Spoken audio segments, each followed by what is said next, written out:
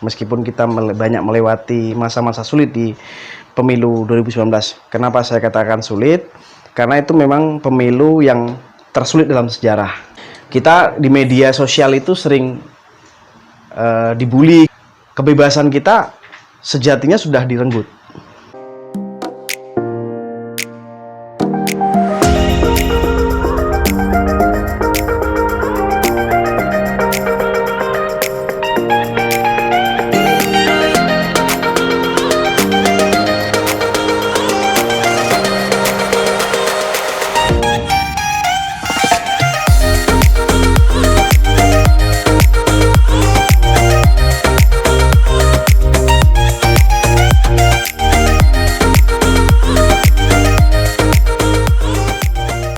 Halo sahabat Fitra Riau, kembali lagi kita di channel Fitra Riau. Kali ini anggaran kita akan berbincang-bincang dengan salah seorang tokoh gitu ya, yang dulu sempat lama di Fitra Riau dan sekarang ini menjadi komisioner penyelenggara pemilu Bawaslu Kabupaten Bengkalis.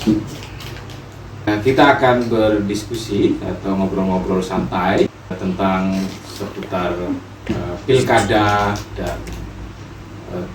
dan lain-lain ya. Nah, akan kita bahas secara bersama-sama nanti dengan Pak Usman. Halo bro. Hai bro. Iya. Sehat bro? Sehat ya, alhamdulillah sehat ya Pak Usman ya. Sehat ya. Kapan datang ke Pekanbaru? Saya 2 hari yang lalu bro. Kebetulan ada acara kemarin. Ada acara ya di Bawaslu Provinsi. Provinsi. Oke, ini mohon maaf sekali nih Pak Usman, kita mendadak ini menghubungi karena saya baru dapat info dari teman-teman bahwa Pak Usman ada di Pekanbaru nih. Jadi karena ada di Pekanbaru maka ya kita undang mendadak ini untuk menghadiri ya ngobrol-ngobrol santai karena kita udah lama juga nggak jumpa juga ya. Udah lama bro. Terakhir kita jumpa Minggu depan atau 2 minggu yang lalu kali kita masih ketemu kali. sekitar itu lah. Sekitar itu ya. Oke, tapi kan ketemunya nggak ini ya. Ya nggak Memang sekarang kalau lah. sekarang komisioner itu agak susah untuk ditemui ya, gitu ya karena enggak? ini tahapannya memang padat bro. Jadi ini kan sudah tahapan, bentar lagi ini juga penetapan pasangan calon kan. Jadi memang intensitasnya juga lumayan padat bro. Jadi memang ya gitulah. Iya. Tapi kan ya sekarang Fitra yang mulai udah ini ya. Ya. Gimana konsepnya bro? Ya kita nih sebenarnya ya nggak anti mainstream juga sih. Jadi kita ngelihat kayaknya perlu juga. Jadi sebenarnya kita ini dalam rangka untuk membangun literasi anggaran. Jadi sebenarnya. Jadi kalau dulu kita kan literasi anggaran itu misalnya pakai infografis, pakai ini kampanye-kampanye. Nah sekarang kita mengemasnya dalam bentuk menggunakan video gitu ya, buat audiovisual agar ya mungkin bisa lebih dalam mengenali terkait dengan isu-isu anggaran. Jadi ini tujuannya kampanye juga lah ya. Ya ini kaitan dengan kampanye Pak Usman. Jadi bahwa Fitra itu penting ya untuk mengkampanyekan. Ya seperti misi kita dulu lah. Jadi belum berubah juga sebenarnya misi kita. Ya. Tapi nanya saya buka masker lah ya. Oh ini nggak apa-apa juga ya, nggak apa-apa, boleh ya kita buka masker ya. Karena yang penting aman.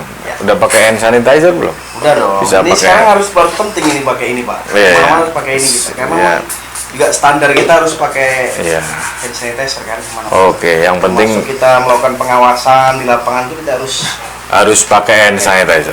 Oke. Karena semangatnya begitu. Ya, saya ingin mulai dari inilah cerita. Tentu dulu kan dirimu kan di Fitra gitu ya, di NGO, di dunia aktivis LSM gitu kan. Nah sekarang udah jadi komisioner, udah jadi pejabat. Udah jalan berapa tahun? 2018 Agustus, berarti udah 2 tahun lebih ya. 2 tahun. Ya. Apa yang bisa dirimu ceritain soal udah 1 tahun sekian menjadi penyelenggara pemilu, khususnya di bidang pengawasan kan? Nah. Ya sebenarnya kalau di Bawaslu itu karena memang apa yang kita kerjakan di Fitra itu hampir sama bro. hampir sama kerjaannya. Apa yang kita kerjakan di Fitra itu sebenarnya dikerjakan oleh Bawaslu.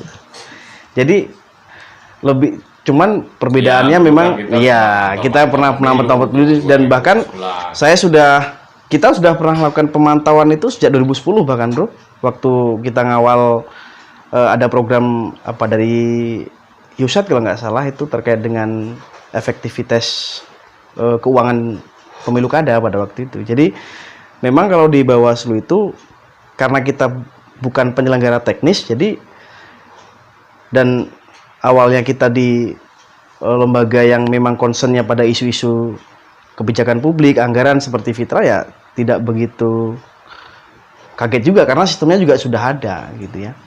Nah, yang paling itu yang tahun pertama ya. Tahun pertama itu memang agak sedikit karena penyesuaian transisi. Kita baru transisi dari Fitra masuk ke sistem masuk kan ke, penyelenggara. Iya, memang dia cenderung lebih ini ya. Butuh penyesuaian kan. Karena kalau dulu kan kita kawannya ya kawan-kawan kita ya istilahnya kalau kita buat acara itu tidak terlalu formal tapi serius gitu kan, agak santai duduk bareng. Kalau sekarang kan kalau di penyelenggara pemilu kita dibatasi oleh satu etik, oleh kemudian kita harus dibatasi oleh pergaulan gitu ya. Jadi memang agak terkejut juga di tahun-tahun pertama masuk di penyelenggara pemilu karena kebebasan kita sejatinya sudah direnggut. Kebebasan kita setelah jadi penyelenggara pemilu itu nggak bebas. Nggak bebas. Jadi nggak sebebas dulu lagi. Itu maksudnya ya kita nggak boleh lagi sekarang kongko-kongko di warung kopi. Apalagi dengan misalnya tim sukses, dengan kandidat, pengurus partai itu sama sekali tidak diperbolehkan. Terus kemudian kita juga dibatasi oleh sikap gitu ya. Misalnya keluar itu harus sopan, dia harus ini ya, ke kantor nggak boleh pakai sendal, kayak gitu-gitu bro. Oh, gitu. Jadi itu lebih ya dulu ketika baru masuk Bawaslu tentu terkejut kan, kita banyak menyesuaikan gitu kan, karena kita dunia aktivis masuk ke dunia sistem yang serba baru lah istilahnya gitu. Kalau dari sisi formalitasnya, tapi kalau dari sisi pekerjaan sebenarnya hampir sama lah. Advokasi, kita melakukan pengawasan secara langsung, dan bahkan kalau di situ sebenarnya kita, apalagi untuk di level kabupaten, kita hanya pengambil kebijakan sebenarnya di situ ya. Kita merumus, udah ada, kita tinggal melaksanakan pekerjaan. Jadi semuanya sudah ditetapkan, begini metodenya, kalian harus begini, Bawaslu kabupaten tuh begini. Nanti apa yang harus diambil udah ada semua. Jadi kita tinggal jalanin aja. Tapi kalau ini gimana? Misalnya kalau dari sisi tantangannya lebih. Kalau tantangan ya luar biasa sih sebenarnya. Kan kemarin dirimu kan pernah ngadepin pemilu ya. Iya. Pemilu 2019 kan. Iya. Sudah jadi apa? Udah jadi Bawaslu. Udah. Sekarang kan pilkada itu. Iya. Ada pengalaman itu. Misalnya kalau dulu kan, nah ini kan dirimu kan pernah mau dipukul orang gara-gara ngelaporin orang ya. Ini kan? Iya. Urusan dana partai politik. Iya. Gitu kan? Nah, betul. Dulu misalnya di NGO begitu. Kalau setelah sekarang ini apakah ada masih istilahnya tantangannya lebih? Kalau tantangan fisik ya alhamdulillah sampai saat ini belum ada ya. Meskipun kita banyak melewati masa-masa sulit di pemilu 2019. Kenapa saya katakan sulit? Karena itu memang pemilu yang tersulit dalam sejarah. Pemilu tersulit dalam sejarah pemilu di Indonesia. Karena memang pada waktu itu kita masih juga baru dan dihadapkan pada pemilihan yang harus sekaligus 5 kotak suara harus kita urusi kan. Mulai dari presiden, DPD, DPR, DPRD provinsi dan kabupaten. Jadi memang itu cukup sulit ya, karena apalagi intensitas politik di tingkat kabupaten untuk dalam konteks DPRD kabupaten ini cukup luar biasa tantangannya. Bahkan ya kalau dulu misalnya kita di NGO kita misalnya pernah mau dipukul orang tuh personal. Personal kan, kita ketemu orang tuh nggak percaya. Oke. Tapi kalau sekarang sih sebenarnya lebih kepada lembaganya, bro. Jadi kita di media sosial itu sering dibully gitu ya, sering di ini, dan bahkan 2019 itu kita pernah di demo. Satu-satunya Bawaslu di Riau yang di demo adalah Bawaslu Bengkalis ya, karena pada waktu itu ada potensi pemilu ulang di salah satu TPS di sana, sehingga ini mengakibatkan kerisauan calon legislatif yang berpotensi menang, dan kalau dilaksanakan pemilu ulang dia berpotensi kalah kayak gitu. Jadi kecurigaan itulah yang kemudian dia mengerahkan massa dan mendatangi Bawaslu. Dan pada waktu itu kami juga menghadapi secara langsung ya. Kalau dulu kita yang demo, sekarang kita menghadapi orang demo lah, gitulah kira-kira, bro. Jadi karena dulu kamu kan hobinya. jadi memang tantangannya kalau sekarang lebih kepada lembaga. Kalau kepada pribadi ya, alhamdulillah kalau pribadi ini nggak sombong ya, dalam melaksanakan pengawalan pilkada ini selama tahapan kita difasilitasi pengawal pribadi dari pihak kepolisian melekat 24 jam. Jadi kalau dari sisi keamanan pribadi ya ini masih oke lah. Tapi ini sebenarnya tantangannya lebih kepada lembaga aja. Jadi mempertahankan eksistensi lembaga Bawaslu secara keseluruhan ini yang berat memang. Apalagi memang Bawaslu ini kan baru permanennya, bro. Jadi kalau dulu kan Panwaslu kabupaten ya, sifatnya ad hoc, dan sekarang rezim Undang-Undang 7 2017 itu memandatkan Bawaslu tingkat kabupaten adalah permanen. Catatan kami juga melihat sengketa-sengketa di Bawaslu itu kan juga, jadi untuk Bengkalis kan juga cukup lumayan ya, yang di Pileg 2019 kemarin itu. Itu ada tantangan-tantangan misalnya kayak ya, tadi itu kalau ancaman fisik itu nggak ada gitu ya. Tapi kalau misalnya yang lain gitu. Ya, negosiasi apa gitu. Sering ditelepon. Sempet, bro. Sempet. Jadi kami menangani, jadi waktu ini kan kita sampai ke MK juga kan.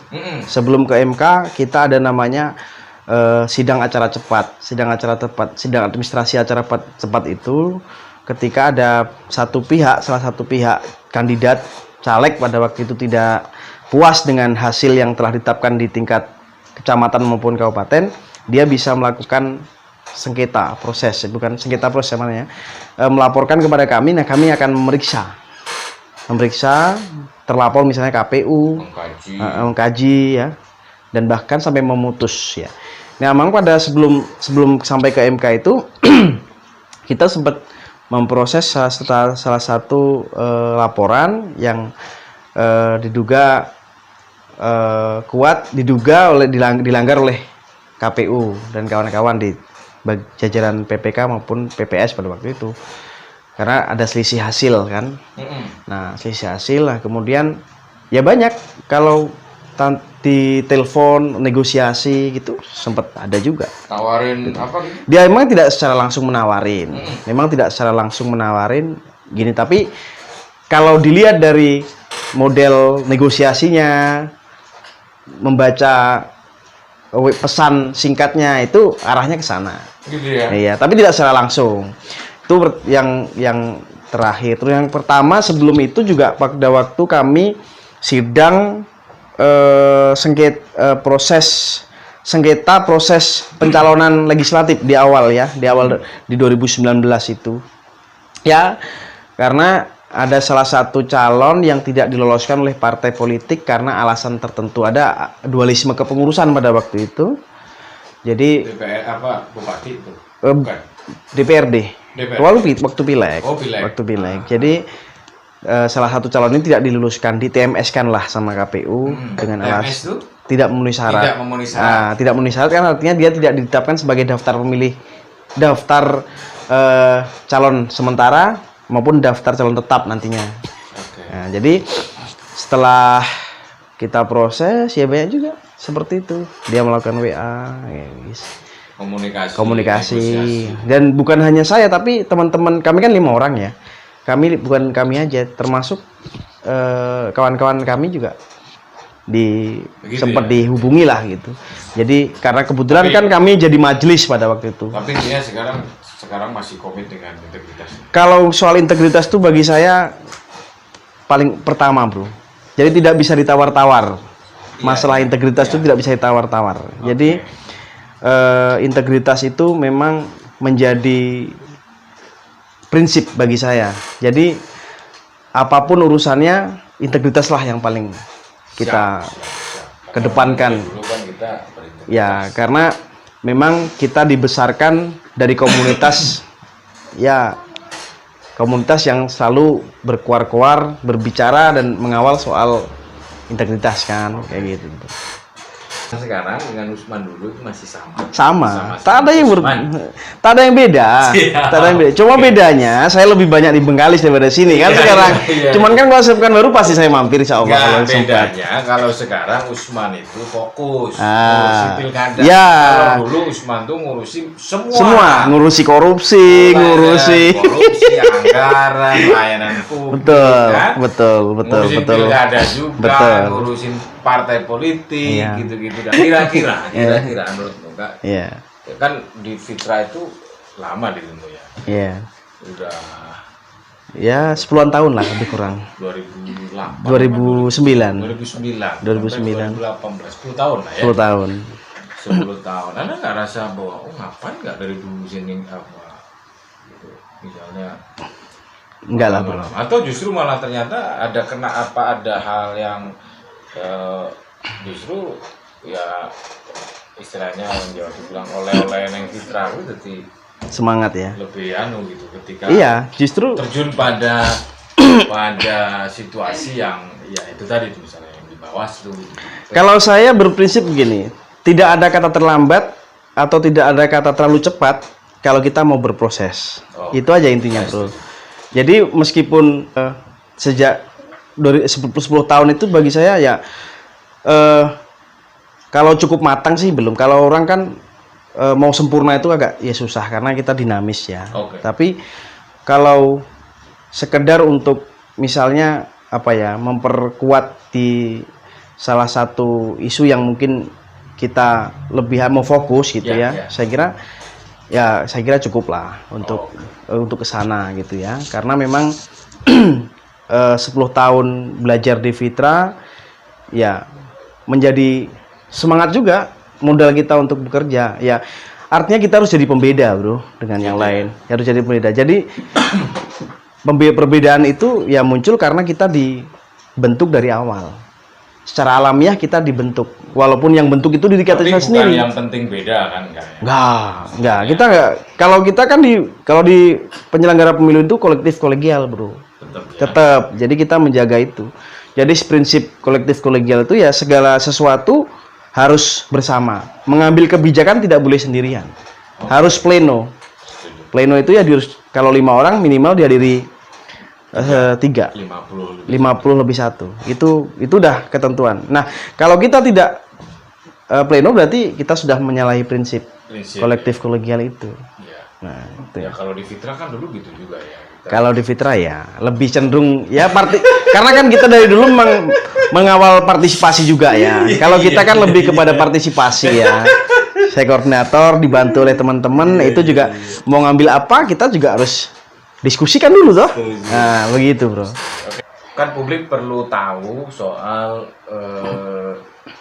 kan tentu meskipun dirimu ke Bawaslu itu sudah rezim Bawaslu yang baru gitu kan, dengan undang-undang yang 7 juga, undang-undang 7 2017 tahun 2017. Nah, tapi kan sebenarnya kita juga sudah dalam mengetahui soal kelembagaan Bawaslu sebelum yang baru kan kita artinya dulu sudah ngerti kondisinya, kita dirimu sudah paham juga kan?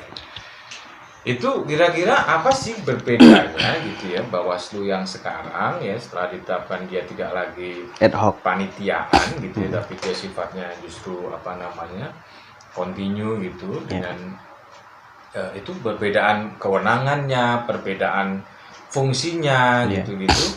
Dan kira-kira yang terakhir pertanyaan saya soal efektivitas penyelenggara pengawasan gitu ya, Iya. untuk menuju pilkada pemilu yang berintegritas dengan sumber daya atau dengan model Bawaslu yang sekarang itu gimana? Ya pertama jelas sangat kuat perbedaannya antara posisi ad hoc dengan permanen sebagaimana ketentuan Undang-Undang 7. Pertama soal kewenangan. Kalau di rezim Undang-Undang 10 ya, sebelum lahirnya Undang-Undang 7 dulu tentang wewenang Panwaslu kabupaten itu, dia tidak bisa melakukan menangani sengketa proses pemilu. Sengketa proses pemilu itu misalnya ada yang bersengketa, kita bisa langsung melakukan proses sidang, melakukan pemeriksaan, bahkan sampai memutuskan, membuat putusan. Nah, putusan Bawaslu kabupaten itu bersifat final dan mengikat. Itu satu. Itu seluruh pelanggaran pemilu? Enggak kan? Ya khususnya yang sifatnya administratif. Administratif. Misalnya sengketa antar penyelenggara, sengketa antar peserta, itu bisa ke Bawaslu. Kalau pidana kan ada Gakumdu ya. Kalau Gakumdu itu dari rezim Panwaslu dulu juga seperti itu. Jadi memang tidak ada. Terus kemudian efektifnya jelas efektif. Wilayah kepulauan seperti Bengkalis dengan wilayah terdiri dari pulau dan daratan, ini kalau hanya digawangi oleh 3 orang komisioner Panwaslu, ini sangat tidak efektif. Bagaimana dia akan menjangkau wilayah-wilayah yang terluar? Ibaratnya kan begitu. Kalau kita bicara kasusnya adalah kasuistiknya adalah kasus yang itu dari satu sisi ya, satu sisi indikatornya. Kalau Bengkalis itu misalnya hanya 3 orang, ini agak kerepotan. 5 orang aja agak kerepotan karena wilayahnya terpencar-pencar. Jadi memang konsentrasinya agak terpecah. Nah, di situ kita membutuhkan ekstraordinari dalam menentukan arah kebijakan pengawasan. Ya, termasuk kita harus mampu memetakan kerawanan di mana titik-titik rawan itu bisa kita petakan. Misalnya di daerah Manda kerawanannya apa? Di daerah Rupat Utara kita kerawanannya apa? Itu dari sisi efektif, ya saya kira efektif. Karena saya juga tidak merasakan dulu zaman rezim 3 orangnya, rezim pemilu, rezim Panwaslunya. Tapi kan kita bisa lihat, kita paham kan kondisinya waktu kita ngawal dulu, kita masih ngawal-ngawal soal pilkada, pemilu bahkan 2014 di kabupaten yang 3 orang kan banyak laporan-laporan kita yang tidak kita proses. Nah sekarang dengan 5 orang ini bahkan belum sampai buat laporannya sudah kita bisa jemput. Oh gitu. Ya, sampai segitu. Misalnya jadi hanya informasi awal.